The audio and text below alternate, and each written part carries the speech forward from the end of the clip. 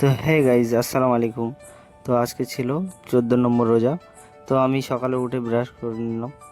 দেন তারপর সকাল হয়ে গেছে, যেহেতু আবার কাজে যেতে হবে, তো অনেকটাই কষ্ট হচ্ছে আজকে। দেন দেখলাম এখানে সিঁড়িতে ভুল ভুলান্দা আজকেও শুয়ে আছে, তো আমি ওকে টাটা করে চলে গেলাম ডিস্টার্ব না করে সাইডে। দেন সাইডে এসে কাজ করছি, এই কিছু কাজ আছে, তো ওই দিকটা বাকি আছে, এ পাশটা করছি। তো কাজ করতে করতে ওরা আবার দেখছি আবার কি বলছে, ডিসিশান দিচ্ছে, তো আমি আর দেরি না করে চলে গেলাম নামাজ পড়তে। তো নামাজ পড়ে ফাইনালি চলে আসলাম। এদিকে কাজগুলো হয়ে গেছে, দেন এখানে কাজগুলো করছি, তো এদিকটা হয়ে গেছে।